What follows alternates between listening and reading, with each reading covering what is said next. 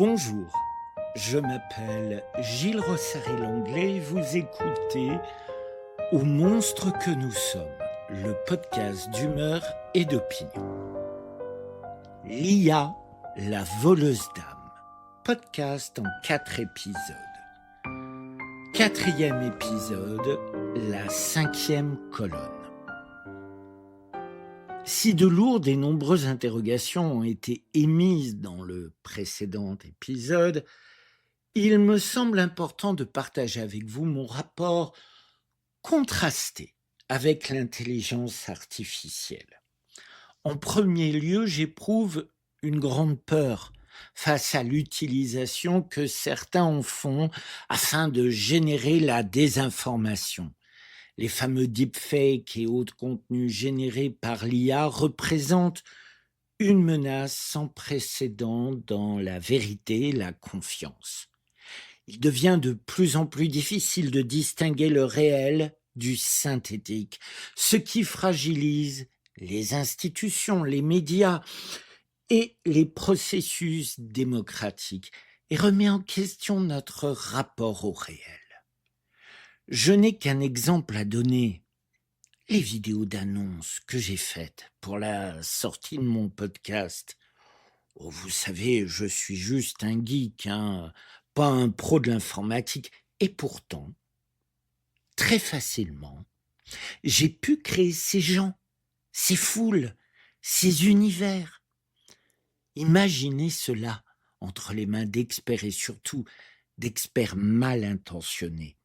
La lutte contre la désinformation devient un enjeu sociétal majeur, nécessitant des efforts de régulation, d'éducation aux médias et de développement d'outils de détection. Mais où est le travail de nos politiques, de nos parlementaires sur cette question? Où sont les lois? Face à ces bouleversements, les États occidentaux, en particulier l'Union européenne, tentent de réguler l'IA pour maximiser les bénéfices, tout en minimisant les risques. Le 13 mars 2024, l'AI Act européenne, premier texte législatif complet sur le sujet, a été adopté par les députés européens. Il doit pouvoir nous protéger face aux attaques régulières et massives que nous subissons de la part d'autres États, mais aussi de consortiums privés. Ce texte est une base qui se veut évolutive puisque les domaines concernés sont en constante mutation. Et là apparaît une autre des problématiques autour d'une IA qui deviendrait agressive et qui voudrait nous annihiler. Car lorsque nous nous tétanisons sur ce fantasme, d'autres entre-temps utilisent l'intelligence artificielle afin de faire vaciller nos démocraties et ou nous réduire en un esclavage servile. Oui, l'intelligence artificielle nous crée en ce moment de gros dégâts. Mais ce n'est pas une volonté de sa part, mais bien celle d'humains l'utilisant. Elle est un outil, ni plus ni moins. Et comme nous ne la connaissons pas complètement, nous lui imaginons des pouvoirs et des volontés qui lui sont totalement étrangères. Redescendons. Ce n'est pas l'IA qui détruit nos emplois, mais bien la volonté néolibérale qui veut toujours plus de profit. Ce n'est pas l'IA qui nous arnaque en se faisant passer pour un proche ou une vedette, mais bien un voleur qui l'utilise. Ce n'est pas l'IA qui fragilise notre vivre ensemble, mais bien le consumérisme et une certaine fainéantise de notre part à ne plus vouloir nous ouvrir aux autres. Oui, le mal est là, mais ce n'est pas l'IA qui en est la cause, mais toujours cette bonne vieille habitude chez certains d'exploiter la faiblesse des autres. car poussés à l'extrême, ces comportements peuvent aboutir au drame qui s'est passé aux États-Unis d'Adam Rain, ce jeune homme qui préféra parler de ses pensées les plus sombres à une IA plutôt qu'à ses parents, ses amis ou à un médecin. Enfermé dans la boucle de son désespoir, il se tuera, l'IA le gardant sous sa coupe. Ce drame n'est pas dû à l'IA, mais à la logique mercantile, nous chosifiant en consommateurs, et un consommateur qu'il faut fidéliser, qu'il faut capturer. En 1968 sortait le magistral 2001, l'Odyssée de l'espace de Stanley Kubrick, avec son supercalculateur HAL 9000, qui fera frissonner bon nombre de spectateurs face à cette IA meurtrière. Or, je ne peux vraiment m'empêcher de faire ici une analogie avec un autre film, sorti en salle en 1975, Les Dents de la Mer de Steven Spielberg. Là aussi, une force sombre vient mettre en danger mortel des innocents. Or, ce film, au demeurant très bon, a été et reste encore une catastrophe écologique, mais aussi humaine. D'abord écologique. Le requin est décimé dans le monde entier et étant perçu comme une menace ultime, peu de campagnes publiques sont faites pour stopper leur massacre. Cela n'émeut pas. Puis humaine. Car en plus d'avoir traumatisé un nombre gigantesque de personnes effrayées par un insondable pouvant les dévorer à tout moment, les campagnes servant à avertir les gens de dangers réels dans certaines zones maritimes ne sont pas entendues. Pire, l'éducation des enfants et adultes ne sont ni faits ni suivis, entraînant des centaines de milliers de morts par an dans le monde. Et dans ce nombre effrayant, combien par an, à votre avis, dans le monde entier d'attaques de requins? Eh bien, entre 70 et 80. Et parmi ces attaques, combien sont mortelles? Entre 5 et 7. Ces morts sont toujours dramatiques. Mais sur plus de 300 000 morts annuelles, seulement 5 à 7 sont dus à des requins, soit 0,00166%. Et pourtant, eh bien, tout comme le requin des Dents de la Mer, HAL 9000 de 2001, l'Odyssée de l'espace, a cristallisé sur lui nos peurs et surtout la désignation du danger. Car là est l'un des principaux moteurs qui nous pousse à appréhender l'IA comme une ennemie au potentiel apocalyptique. Ce biais cognitif nous vient des époques où l'extérieur était source de dangers réels pour le coup. Nous avions peur, mais surtout afin de correctement s'en protéger et de combattre le problème, l'identifier était primordial. C'est cette même pulsion qui nous poussa à nous unir, à faire société. Car après les animaux sauvages, ce sont les autres humains dont il a fallu se protéger. Et nous créâmes villages, puis cités. Apparurent les cités-États, comme en Grèce. Les lois, des tabous, des règles furent établies afin de pouvoir vivre ensemble et surtout nous différencier des barbares, en somme des autres.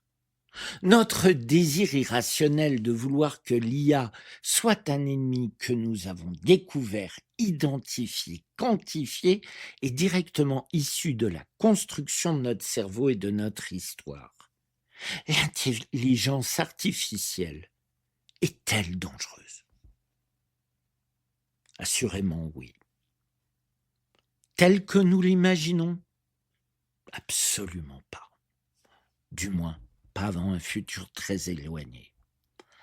Alors on va s'arc-bouter, par exemple, sur une info annonçant que l'IA de tel groupe a tenu des propos fascistes, qu'un véhicule automatique a entraîné tel accident. Mais en premier lieu, ces deux événements n'ont aucun lien. Donc évacuons une volonté qui serait manifeste de nuire à l'humain. Et surtout, nous sommes très loin des aptitudes et contrôles donnés aux intelligences artificielles présentes dans la science-fiction. À ce moment du podcast, vous êtes en droit de vous questionner sur ma volonté manifeste de faire sortir de la case dans laquelle on a enfermé l'IA. Ma réponse est les requins. Plus de 300 000 morts dans les mers et océans par an, et seulement 5 à 7 sont dus aux requins. Nous agissons de la même manière avec les IA. Je le redis, à l'heure actuelle, ce n'est pas l'intelligence artificielle qui pose problème, mais ceux l'utilisant. Oui, l'IA est une force de changement irréversible qui bouscule les fondements de la société occidentale. Et si elle promet des avancées spectaculaires en matière de productivité, de bien-être, elle pose aussi également des défis colossaux en termes de cohésion sociale, d'inégalité et de liberté. L'avenir dépendra de notre capacité à orienter son développement vers des objectifs qui servent l'intérêt général, en s'appuyant sur un débat public et la loi, sur une régulation démocratique. Car telles les cinquièmes colonnes, réelles et fantasmées, l'IA modifie l'intérieur de notre société et même ce qui fait de nous des humains, c'est-à-dire notre capacité à nous entraider, à prendre soin de l'autre. À force d'algorithmes de plus en plus perfectionnés, nous abandonnons le concept même d'altérité. La seule personne avec qui nous échangeons est de plus en plus uniquement nous-mêmes et non plus les autres.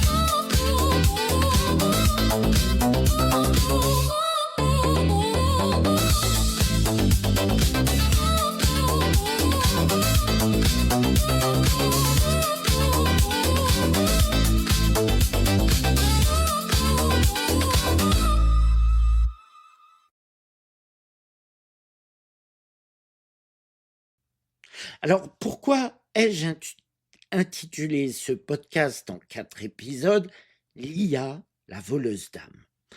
Je fais ici référence à l'émergence d'une autre technologie qui, par le passé, rencontra des peurs et réticences analogues. Je veux bien sûr parler de la photographie. Certaines personnes, et je ne parle pas de quelques dizaines, mais bien de millions, ces gens pensaient que la photographie volait l'âme du sujet. Cette fixation de manière si exacte, le réalisme ainsi exposé, poussait à cette époque à une grande méfiance. Mais allons jusqu'au bout de l'analogie. Comme l'IA, la photographie fit disparaître des métiers. Par exemple, les portraitistes. En effet, avant l'avènement de la photographie, chaque ville avait plusieurs portraitistes afin de réaliser des tableaux officiels, familiaux ou individuels. Comme l'arrivée de la voiture fit disparaître les maréchaux ferrants, m'écrira les garagistes. La photographie inventa le métier de photographe avec des nouvelles habitudes qui, pour certaines de nos jours, pourraient nous sembler étranges. Je pense par exemple aux photos funéraires où on mettait en scène le cadavre dans une activité qu'il ou elle affectionnait de son vivant. Habillé, maquillé, paupières collées pour garder les yeux ouverts et j'en passe, afin de donner l'impression que le cadavre bouge encore. De même de nos jours, la question autour de la création d'œuvres d'art avec l'IA pose des problèmes et génère un débat qui ne peut qu'être mis en parallèle avec celui de la photographie. Souvenons-nous qu'il faudra attendre la fin des années 70 en France pour que de grandes institutions françaises fassent entrer dans leur fonds de collection d'œuvres d'art la photographie. Pour ma part, et je sais que je vais faire hurler de nombreuses personnes, je ne vois absolument pas la problématique autour de la création faite par des IA génératives. Si vous prenez l'exemple à nouveau des photos faites pour mes annonces autour de ces podcasts, on peut dire qu'elles sont faites ex nihilo, c'est-à-dire de rien. Oui, si je laisse l'IA tout diriger, j'aurai un résultat, mais standardisé, sans relief, ni intention. J'ai par mon imagination créé ces vidéos, j'en suis l'auteur. L'IA fut pour moi un peintre, un décorateur, un acteur, un costumier, un metteur en scène, un caméraman, etc. On dit souvent que l'opéra est un art total, car utilisant un nombre hallucinant de savoir-faire artisanaux et artistiques. L'IA est de cette même veine, car tous les corps de métier que j'ai cités il y a 2 phrases sont aussi de mon émanation.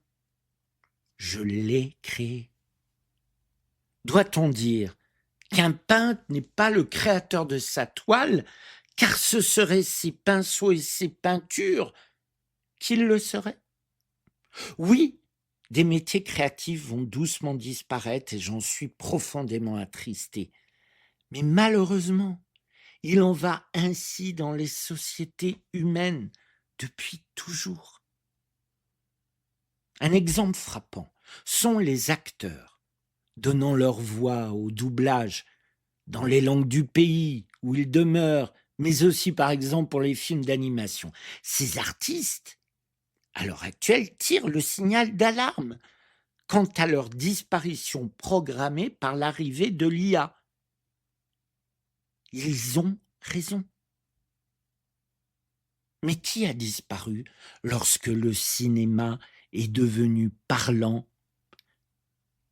qui entraînera d'ailleurs l'avènement du doublage? Les pianistes et orchestres qui accompagnaient musicalement les films? Qui défile et réclame leur retour à l'heure actuelle? Personne. Cela est-il triste? Oui.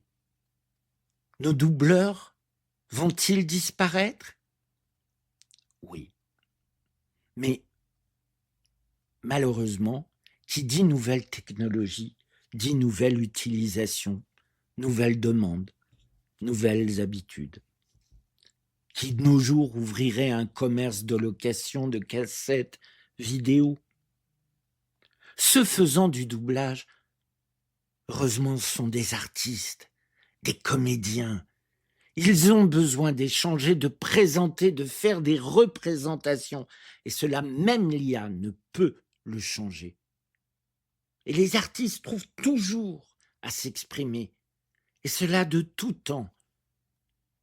Et je l'espère à jamais. Pourtant, d'autres périls, il y en a. Comme je me suis évertué à vous l'exposer au cours de ces 4 épisodes, le danger se conjugue au présent. Parce qu'elle est une technologie nouvellement apparue dans nos existences, nous n'avons pas les bons réflexes. De plus, ceux la diffusant, ils nous quadrillent, nous cartographient, nous identifient avec une capacité d'intrusion jamais jusqu'ici atteinte.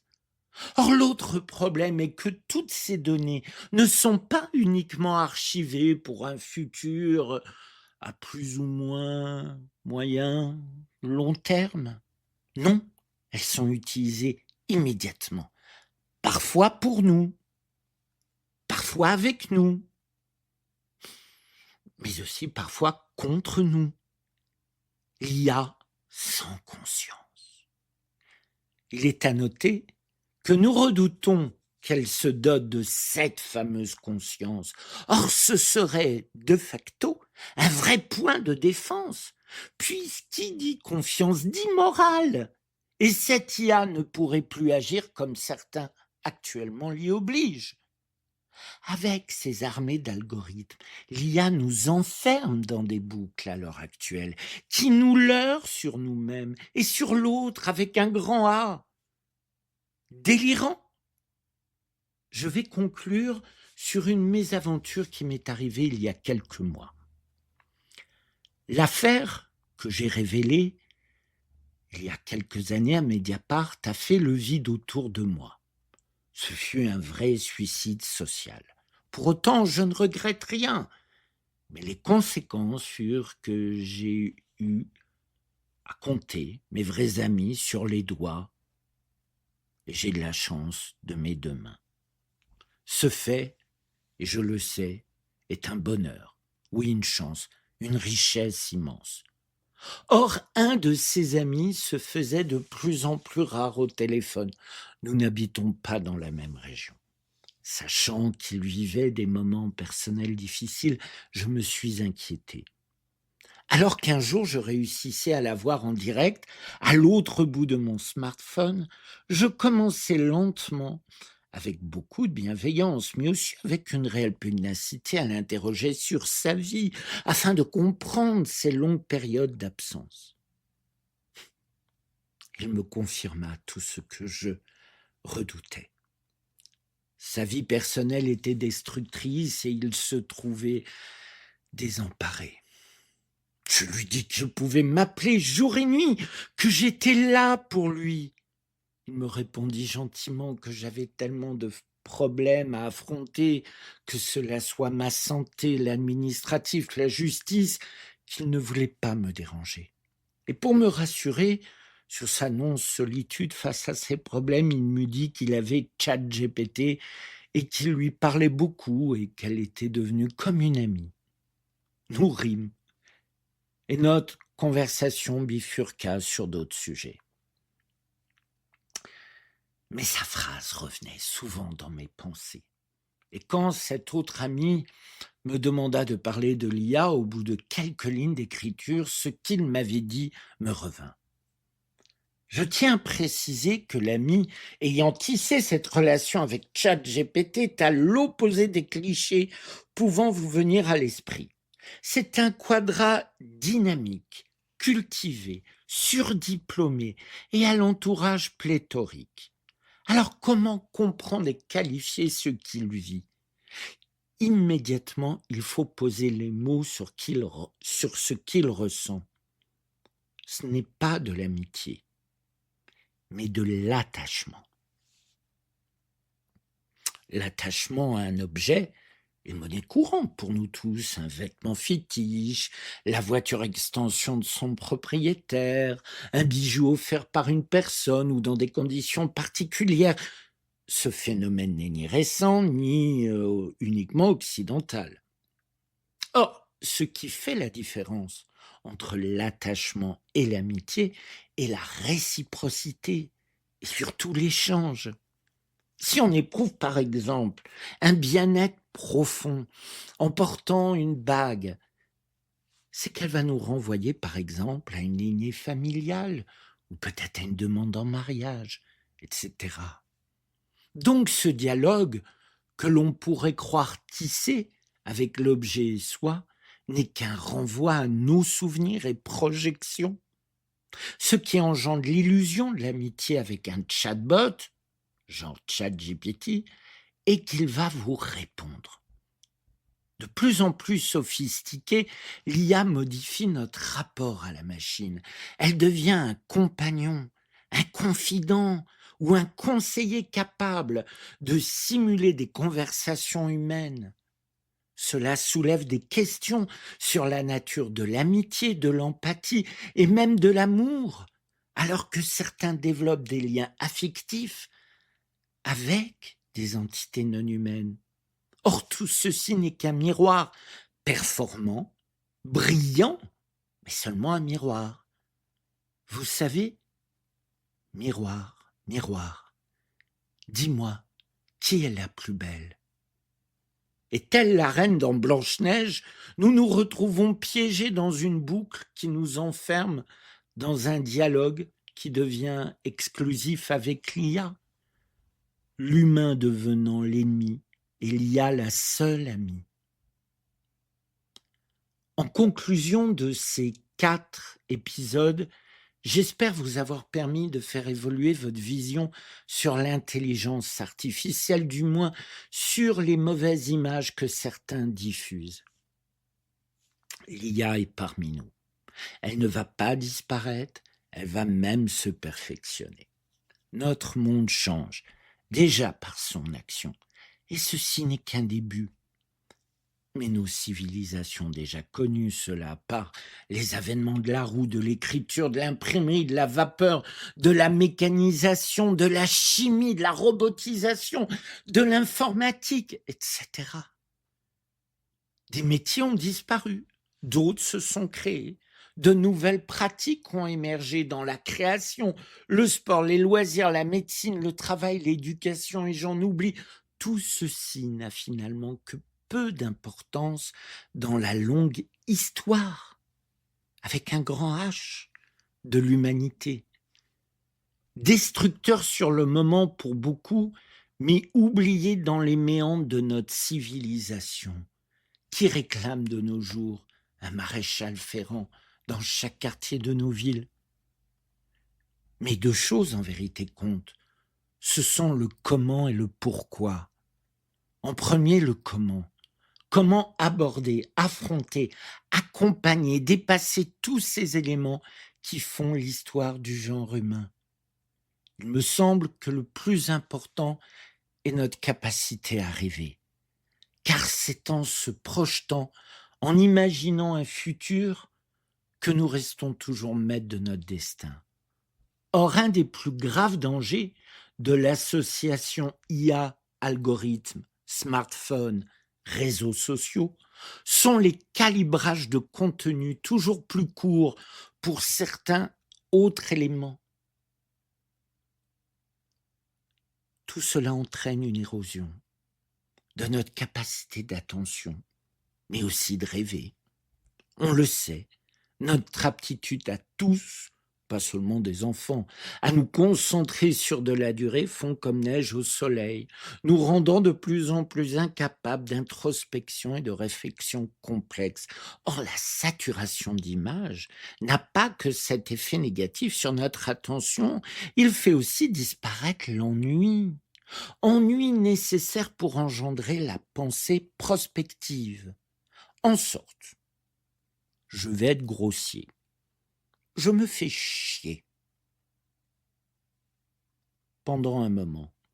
Alors, comment m'extraire de cet état et qu'il ne se reproduise pas?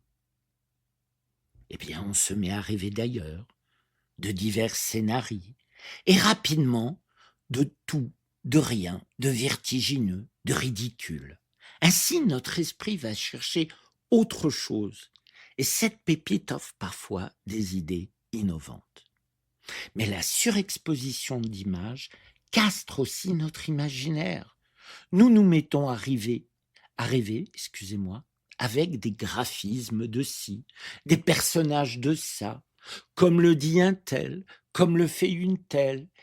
Et dans les bruits incessants de cette bouillie cognitive meurt en silence le génie humain. En second, le pourquoi. Pourquoi nos civilisations mutent? N'oublions jamais que le progrès est là pour améliorer nos existences. Non, le monde tel que nous l'avons connu ne peut continuer ainsi. Et la valeur travail, pierre angulaire de nos sociétés, va devoir évoluer avec la raréfaction des postes à pourvoir. Alors, revenu universel, taxe sur les robots, redistribution équitable des richesses, et j'en oublie, tout cela n'est pas gauchiste.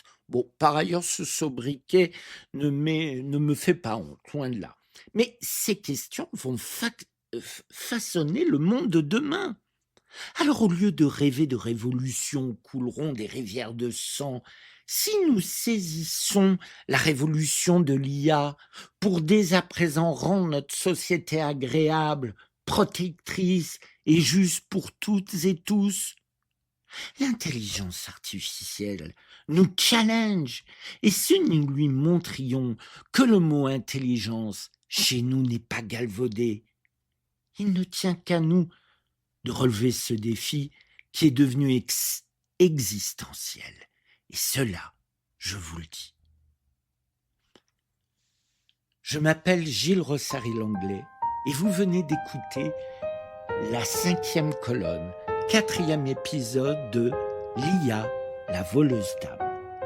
Podcast en 4 parties. Au monstre que nous sommes, le podcast d'humeur et d'opinion. Tous mes remerciements à vous qui écoutez mes podcasts et n'oubliez pas de les partager, liker et parlez-en autour de vous. Merci pour la photo originale à Laurent d'Oliveira. Montage photo sur le logiciel Imagen, création des vidéos des teasers VO3, musique, composition et interprétation Ndong, Au monstre que nous sommes, un podcast écrit par Gilles Rossary-Langlais.